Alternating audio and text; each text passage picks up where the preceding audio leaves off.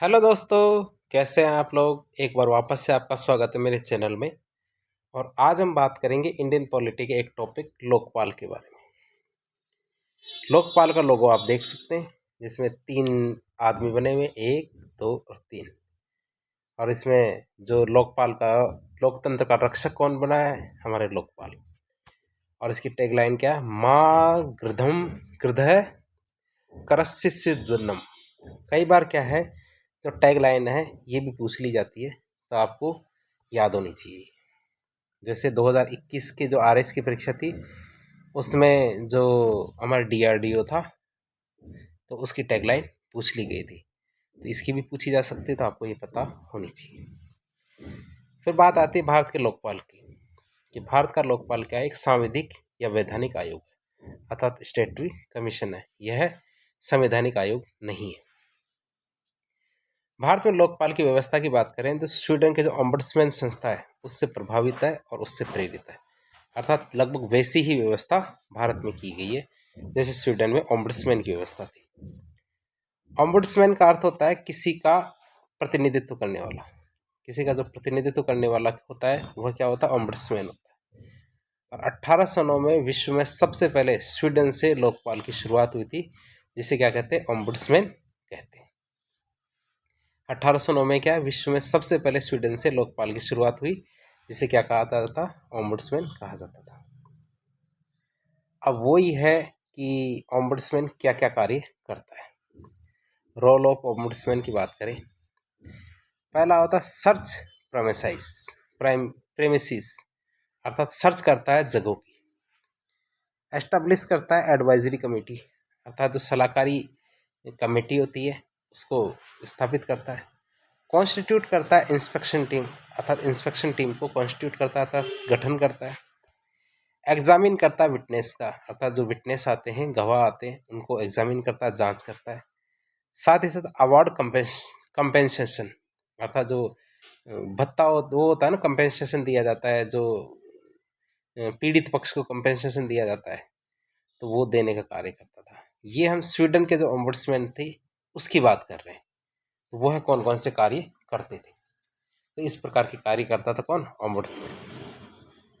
अब आगे बात करें हम भारत में, तो 1963 में भारत में आया राजस्थान प्रशासनिक सुधार समिति। भारत में जो राजस्थान है, तो राजस्थान में प्रशासनिक सुधार समिति का गठन किया गया, जिसके अध्यक्ष कौन थे, हरिश्चंद्र माथुर। और 1963 में हरिश्चंद्र माथुर की अध्यक्षता वाली राजस्थान प्रशासनिक सुधार समिति के द्वारा भारत में पहली बार लोकपाल और लोकायुक्त की मांग की गई। इस समिति ने भारत के लिए भी कहा कि एक लोकपाल होना चाहिए, और राजस्थान के लिए किसकी मांग की, लोकायुक्त की मांग की। भारत में संसद में सबसे पहले लोकपाल की मांग किसने की थी, एल.एम. सिंघवी ने। जो आपको याद हो, एल.एम. सिंघवी जो पंचायतों से संबंधित जो समितियां थी उसमें एल.एम. सिंघवी समिति भी थी, तो वही एल.एम. सिंघवी है। उनके द्वारा सबसे पहले संसद में लोकपाल की मांग की गई थी। फिर 1966 में पहला प्रशासनिक सुधार आयोग बना, जिसके अध्यक्ष सबसे पहले तो मोरारजी देसाई थे। बाद में किसे बना दिया गया, बाद में के हनुमंतिया को इसका अध्यक्ष बनाया गया। तो 1966 में जो पहली प्रशासनिक सुधार आयोग था, उसने केंद्र स्तर पर तो लोकपाल और राज्य स्तर पर लोकायुक्त की मांग की थी। फिर 2 साल बाद इंदिरा गांधी के जो प्रधान शासनकाल था, उसमें लोकपाल बिल लाया गया, लेकिन वह लोकपाल बिल पास नहीं हुआ। बिल तो सरकार के द्वारा लाया गया था, लेकिन वह बिल पास नहीं हुआ। फिर राज्यों की बात करें तो 1970 में उड़ीसा ने सबसे पहले लोकपाल बिल पारित किया। उड़ीसा ने क्या किया, सबसे पहले लोकपाल बिल पारित किया, लेकिन उस एक गलती हो गई उड़ीसा से कि 1970 में लोकायुक्त बिल पारित तो किया गया, भारत का पहला राज्य उड़ीसा बन गया लोकायुक्त बिल पास करने के कारण, लेकिन इसने उड़ीसा ने लोकायुक्त की नियुक्ति नहीं की, केवल बिल ही पास किया। तो बात करते उड़ीसा पहली बार 1983 में लोकायुक्त की नियुक्ति करता है। लेकिन 1971 में महाराष्ट्र ने लोकायुक्त बिल भी पास कर दिया, साथ के साथ लोकायुक्त की नियुक्ति भी कर दी। तो भारत में लोकायुक्त की नियुक्ति करने वाला पहला राज्य बना हमारा महाराष्ट्र, और बिल पास करने वाला बना हमारा उड़ीसा। अब राजस्थान की क्या स्थिति है, 3 फरवरी 1973 को राजस्थान में लोकायुक्त बिल पारित किया गया। कब, 3 मार्च 1973 को, 3 फरवरी 1973 को राजस्थान में लोकायुक्त बिल पारित किया गया। 2007 में दूसरा प्रशासनिक सुधार आयोग बनाया गया, जिसके अध्यक्ष कौन थे? हमारे वीरप्पा मोइली जी। कौन थे हमारे वीरप्पा मोइली जी? दूसरे प्रशासनिक सुधार आयोग के अध्यक्ष थे। कब बनाए गए? 2007। तो 2007 में दूसरे प्रशासनिक आयोग की सिफारिश के अनुसार देखें तो राष्ट्रीय लोकायुक्त राष्ट्रीय स्तर पे तो लोकायुक्त होना चाहिए, लोकयुक्त होना चाहिए, और राज्य स्तर पे लोकायुक्त होना चाहिए, उन्होंने कहा, या फिर सीधा लोकपाल की बात कह दी। 2011 में अन्ना हजारे आंदोलन किया गया। 2011 में क्या? अन्ना हजारे आंदोलन किया गया, जिसके तहत एक मुहिम चलाई गई, इंडिया अगेंस्ट करप्शन। कौन सी मुहिम थी? India against corruption. और इस आंदोलन में भी क्या लोकपाल बिल पारित करने की मांग की गई कि लोकपाल बिल पारित होना चाहिए। 2011 में ही 10वीं बार लोकपाल बिल संसद में रखा गया और 10वीं बार में ये जाके पारित हुआ। जो 17 दिसंबर 2013 को लोकपाल बिल राज्यसभा में पारित हुआ, 18 दिसंबर 2013 को लोकपाल बिल लोकसभा में पारित हुआ, और 1 जनवरी 2014 को राष्ट्रपति के द्वारा लोकपाल बिल पर साइन किया गया, अर्थात सहमति दे दी गई। तो इस तरह 1 जनवरी 2014 को हमारे राष्ट्रपति जी ने लोकपाल बिल पर सहमति दे दी, और जो 16 जनवरी 2014 को लोकपाल बिल या लोकपाल प्रभावी हो गया। अब बात करते हैं लोकपाल की संरचना की। लोकपाल एक बहुसदस्यीय आयोग है, अर्थात इसमें बहुत सारे सदस्य होते हैं। कितने सदस्य होते हैं? तो लोकपाल में कुल 9 सदस्य होते हैं। जैसे लोकपाल अर्थात एक तो अध्यक्ष होता है और अन्य 8 सदस्य होते हैं। अन्य 8 सदस्यों में से बात करें तो 4 सदस्य तो न्यायिक क्षेत्र से, और बाकी के 4 सदस्य SC, ST, OBC, फीमेल, माइनॉरिटी, इन वर्गों से आएंगे। 4 सदस्य तो क्या न्यायिक क्षेत्र से होंगे, और 4 सदस्य किससे आएंगे? SC, ST, OBC, फीमेल और माइनॉरिटी, इन वर्गों से होके आएंगे। तो कुल कितने सदस्य होंगे? 9। अब इनकी नियुक्ति की बात करें लोकपाल की, तो लोकपाल में सभी सदस्यों की नियुक्ति राष्ट्रपति के द्वारा एक चयन समिति की सिफारिश पर की जाएगी। और वो कौन से सदस्य होंगे? प्रधानमंत्री तो इसका अध्यक्ष होगा, विपक्ष का नेता, लोकसभा का अध्यक्ष, और सर्वोच्च न्यायालय का मुख्य न्यायाधीश, या फिर उसके द्वारा नामित कोई भी न्यायाधीश हो सकता है। तो 4 लोग होने चाहिए। पहले 10 साल तक विपक्ष का नेता का पद खाली था, विपक्ष का नेता का पद खाली था, इस वजह से लोकपाल की नियुक्ति नहीं की गई। लेकिन फिर एक छोटा सा संशोधन किया गया कि विपक्ष का नेता के ऑब्लिग में लिखा गया कि सबसे बड़े दल का नेता। तब सबसे पहले पिनाकी चंद्र घोष को पहला लोकपाल बनाया गया था। तो आप इसे भी याद रखेंगे। अब पुनर्नियुक्ति की बात करें तो लोकपाल में पुनर्नियुक्ति का कोई प्रावधान नहीं है, अर्थात एक बार नियुक्ति हो गई तो दोबारा उसको नियुक्ति नहीं मिलेगी। त्यागपत्र की बात करें तो लोकपाल अपना त्यागपत्र किसको देता है? राष्ट्रपति को। लोकपाल किसको देता है अपना त्यागपत्र? राष्ट्रपति को। निष्कासन की प्रक्रिया, पद से हटाने की क्या प्रक्रिया है लोकपाल की?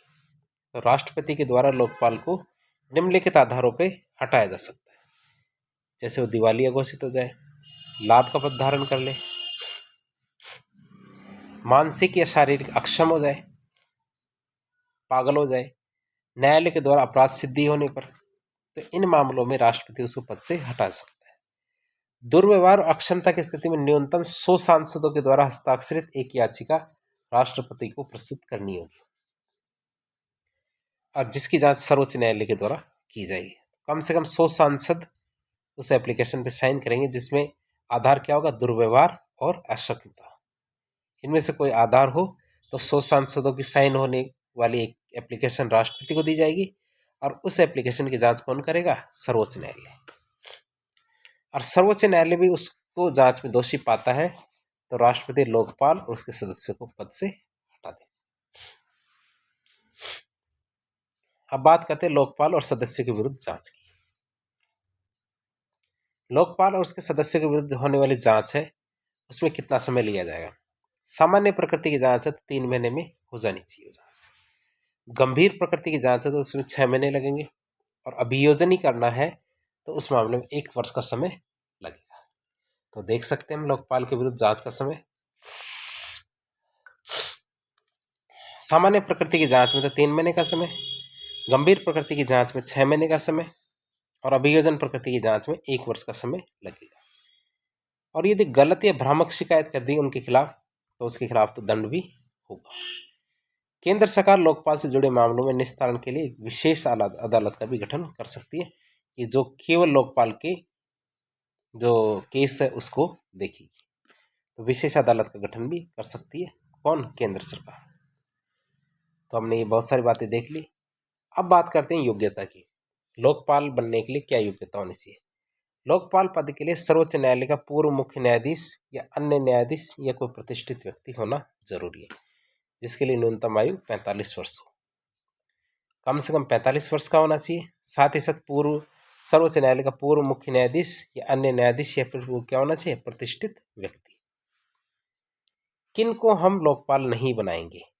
अर्थात अयोग्यता की बात करें, अयोग्यता की बात करें तो निम्न आधारों पर लोकपाल पद के लिए अयोग्य माना जाएगा।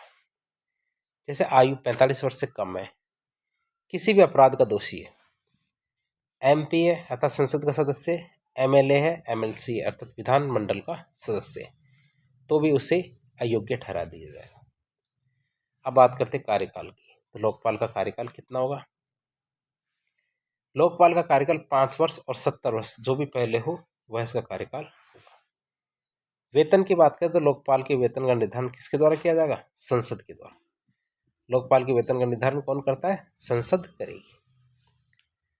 अब बात करते हैं लोकपाल किन किन क्षेत्रों में अपनी जांच या किन किन के खिलाफ अपनी जांच कर सकता है।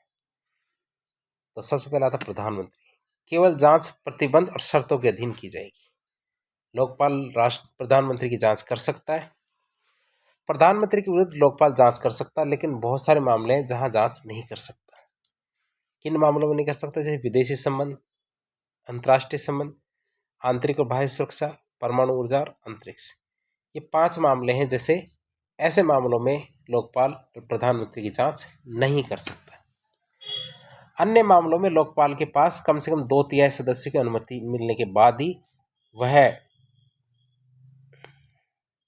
जांच कर सकता है। ठीक है, लोकसभा के कम से कम 2/3 सदस्य अनुमति देंगे तभी जाके यह जांच हो सकती है, और ऐसा संभवतः नहीं होता है। फिर समस्त जो पूर्व और वर्तमान मंत्री और सांसद है इनकी जांच नहीं कर सकता। जो समस्त पूर्व और वर्तमान नहीं क्या कर सकता है, जितने भी पूर्व मंत्री है, वर्तमान मंत्री और सांसद है, सबकी जांच कर सकता है। भारत सरकार के सारे अधिकारी मतलब ABCD सभी वर्ग के अधिकारी और कर्मचारी इसकी जांच कर सकता है। भारत सरकार के द्वारा संचालित लोक उपक्रमों के जो लोक सेवक है उन सब की जांच कर सकता है। NGO जो 10 लाख या इससे अधिक विदेशी अनुदान प्राप्त करते हैं इनकी जांच कर सकता है लोकपाल। तो प्रधानमंत्री की भी कर सकता है, सभी मंत्रियों की, पूर्व मंत्रियों की, सांसदों की कर सकता है। ABCD सारे कर्मचारी होते हैं ना, ग्रुप D तक सारे कर्मचारी प्रशासनिक अधिकारी से लेके उनकी जांच कर सकता है। लोक उपक्रम के लोक सेवक उनकी कर सकता है। और ऐसे NGO जो 10 लाख से ज्यादा विदेशी धन प्राप्त करते हैं या अनुदान प्राप्त करते हैं उनकी जांच कर सकता है। अब बात करते हैं लोकपाल की शक्तियां। लोकपाल को सिविल न्यायालय की शक्तियां प्राप्त है। लोकपाल को क्या है? सिविल न्यायालय की शक्तियां प्राप्त है। लोकपाल CBI, CVC और ED तीनों को निर्देश दे सकता है। इसको सिविल न्यायालय की शक्तियां प्राप्त है और यह CBI, CVC और ED सबको निर्देश दे सकता है। लोकपाल की खुद की जांच एजेंसी भी हो सकती है। लोकपाल की क्या है? खुद की जांच एजेंसी भी हो सकती है। मैं आपको एक चीज वापस बताना चाहूंगा, जब प्रधानमंत्री के खिलाफ जांच करनी होगी, क्या है, जब प्रधानमंत्री के खिलाफ जांच करनी होगी तो लोकपाल के जो सदस्य होंगे, मतलब जो लोकपाल और उसके जो सदस्य होंगे, कितने सदस्य, जैसे मान लें 6 सदस्य है तो उसके 2/3 सदस्यों की अनुमति मिलेगी तभी जाके प्रधानमंत्री के विरुद्ध जांच की जा सकती है। ये आप इसे याद रखिएगा, नहीं आप भूल जाओ। फिर आता लोकपाल CBI, CVC और ED को भी कुछ विषय सौंप सकता है, मतलब कुछ कार्य सौंप सकता है। जिसके अधीक्षण, पर्यवेक्षण, नियंत्रण का अंतिम अधिकार लोकपाल खुद के पास ही रहेगा। अर्थात लोकपाल काम दे सकता सीबीआई को, सीवीसी को और ईडी को, और उनके काम के दौरान वह उनका अधीक्षण भी कर सकता है, पर्यवेक्षण भी कर सकता है, नियंत्रण भी कर सकता है। सीबीआई के उन अधिकारियों का स्थानांतरण भी लोकपाल की परमिशन से ही होगा जो लोकपाल के कार्य कर रहे हैं, तो उनका कोई ट्रांसफर भी नहीं कर सकता। जांच के दौरान यदि भ्रष्टाचार के माध्यम से अर्जित चल और अचल संपत्ति है, दस्तावेज है, इनकी जब्ती, कुर्की या नीलामी का अधिकार भी लोकपाल के पास होगा। यदि लोकपाल को बाद में पता चलता है कि जिस अधिकारी के खिलाफ जांच की जा रही है, अर्थात उसने ये सब कुछ भ्रष्टाचार के जरिए प्राप्त किया है, तो लोकपाल उसको कुर्की कर सकता, नीलाम कर सकता, बेच सकता, सब कुछ कर सकता लोकपाल। अब रिटायरमेंट की बात करें, लोकपाल क्या है, सेवानिवृत्ति के बाद कूटनीतिज्ञ का पद प्राप्त नहीं कर सकता। लोकपाल सेवानिवृत्ति के बाद चुनाव भी नहीं लड़ सकता, और लोकपाल को सेवानिवृत्ति के बाद अन्य किसी पद पर नियुक्ति नहीं किया जा सकता तथा लाभ का पद नहीं दिया जाएगा, अर्थात वह किसी भी पद के योग्य नहीं रहेगा। अब लोकपाल और लोकायुक्त अधिनियम तो आ गया 2013 के अंदर, इसमें बहुत सारी कमियां हैं। वो कौन कौन सी? किसी सरकारी कर्मचारी के खिलाफ लोकपाल स्वतः संज्ञान लेते हुए कोई कार्रवाई शुरू नहीं कर सकता जब तक उसको शिकायत प्राप्त न हो। जोर शिकायत के रूप पर है, विषय वस्तु पर नहीं, अर्थात शिकायत किस तरह से की गई है उस पर बहुत ज्यादा जोर दिया जाता है, न कि इस बात पे कि शिकायत क्या है। गलत और भ्रामक शिकायतों के लिए कड़े दंड का प्रावधान है। सरकारी कर्मचारियों के खिलाफ ऐसी शिकायतें लोकपाल के यहाँ शिकायतों पर लगाम लगाती है कि यदि वो कर्मचारी जो शिकायत कर रहा है अपनी शिकायत को सिद्ध नहीं कर पाता है, क्योंकि हो सकता है उसकी शिकायत सही हो,